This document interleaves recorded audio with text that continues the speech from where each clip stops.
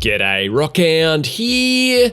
Today the Embark Studios team dropped the first major patch for the open beta just as we're over halfway through the playtest. Let's whiz through the patch notes for you, and I'll also give you a few other updates about the game as well. Dusty Gustafsson, Embark Studios customer support lead, announced the patch in the finals Discord, writing, "Here comes the first major patch of open beta. We're so inspired and humbled by this experience. Thank you so much for playing with us. This patch focuses on alleviating many of the pain points the community has helped us discover and understand. It also provides a major improvement in security, safety, and fair play. We're a little more than halfway through this open beta. Thank you for helping us reach new heights and for providing critical insight into the many ways that we can improve and polish the finals, my friends." The patch wasn't without hiccups though, as less than 90 minutes later Dusty posted, "We have some issues with the patch above. Thanks for being so responsive so we can quickly pinpoint the problems some of you are experiencing. The dev team is working on it and doing their best to get to the bottom of whatever is making matchmaking difficult for some. As soon as we know more, we'll give you an update." And it took just a couple of hours. Our devs are very sweaty and super happy to inform you that things are stabilized. Please hop back in, maybe do a hard reset first and see if things are looking up. Love you for being here, friends. Dusty. So fortunately the issues didn't get in the way for too long. Anyhow, let's dive into the patch notes now.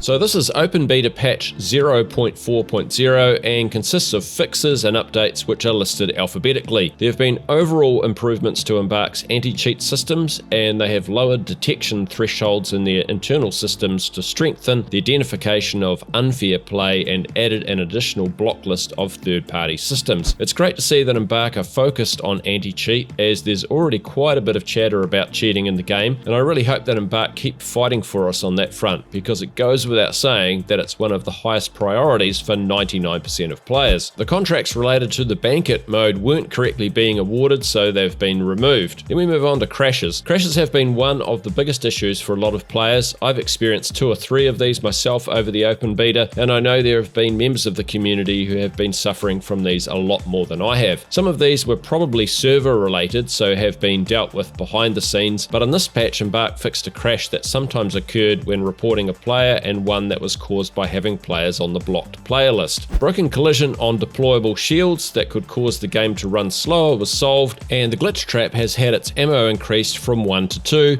probably a change that came from its lack of use, I suspect.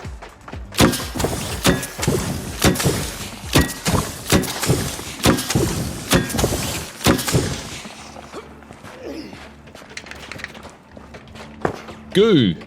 The devs fixed a bug where goo sometimes got welded to fractured structures, and they added time destruction events to goo for better overall behavior, which sounds like it'll just remove it after a period of time that's longer than most players would be hanging around that area. They also fixed an issue where deployable barricades attached to goo and caused catastrophic explosions. Hey Embark, catastrophic explosions sound kinda like a feature to me, not a bug.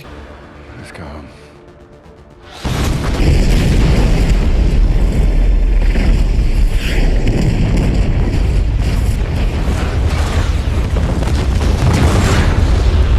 An issue where backfilling wouldn't work if a player disconnected during matchmaking was fixed. There were also a whole bunch of UI fixes made, so let's fly through those. They resolved a bug where an incorrect or missing number of VRs would be shown on the end of match review screen. A bug was fixed where party members and the party leader would see different matchmaking messages. They removed the leave party button for players not in a party and fixed contestant icons on the PlayStation 5 that were difficult to see. An issue where server performance indicators would incorrectly show in the HUD was fixed, as was an issue that caused players to accidentally open the radial wheel on controllers. Embark updated team colors to be on by default, which I think is absolutely the right thing. It's so helpful to have the team colors on, because then you can work out quickly who you need to target for a team wipe, or who to avoid if you're ranked second and you're only trying to qualify without being team wiped by the top team. If you don't want it for some reason, you can always revert to using red versus blue team ID via the setting menus if you want to. They fixed an issue where already equipped store items appeared as not being equipped, and fixed player names so they appear consistently in the menus on all platforms. However, I'm still seeing my Embark name rather than my actual player name, which is a known bug, so maybe there's still work to do on that. An issue was resolved where the add friend button was disabled when crossplay was disabled, and they've made various small fixes to the party and social screens. The devs made total VRs more visible in more places. Spend up those VRs, people. An issue was fixed where multiple input actions could be wrongly bound to the same key on PC. I'm really pleased to hear Embark have been working on this because the key binding issues have actually been pretty bad, with them reverting after a round or not saving or clearing. They also fixed an issue where the recent player's social screen would not always be populated, made various small fixes for issues that occurred when switching between party and team channels, and fixed an issue where players who backfilled might not receive VRs for the match. So lots of fixes in this patch.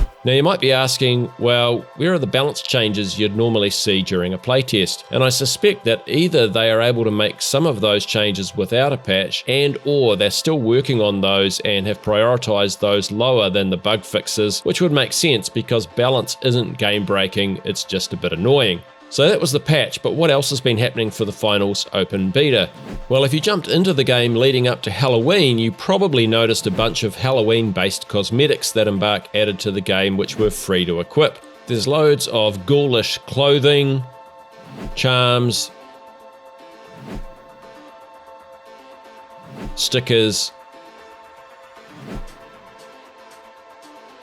gun skins,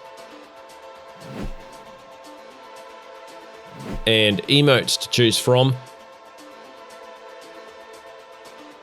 My fave is the Underworld Outcast Pumpkin Head and the Rattling Waltz emote. The Nighttime Monaco map also had lots of spooky additions, including graveyards with a boombox playing, pumpkins, skulls, Halloween balloons, a skeleton-themed giant inflatable rubber duck, and even bats flying around the caves and the cathedral. There was also a coffin in the cathedral. It's pretty cool that Embark added an event like this through the playtest. In fact, I'm a little surprised that they were able to, given everything else they've had going on. So I'm interested to know what other surprises they'll have in store for us down the track. For the Easter egg hunters in the community, we haven't found too many secrets hidden in the game so far. There's been lots of people looking, but I'll let you know if we do. Lastly, here's a little sneak peek of an upcoming video I've got. Anyhow, that wraps up this update about the finals open beta. Do the usual YouTube business if you want to get regular news about the game from me from now on. Thanks for watching this video to the end. Give a like or comment as you see fit, and enjoy the rest of your day. Kia kaha, stay strong. Everybody knows the world ain't right. Down on your knees, get up and fight.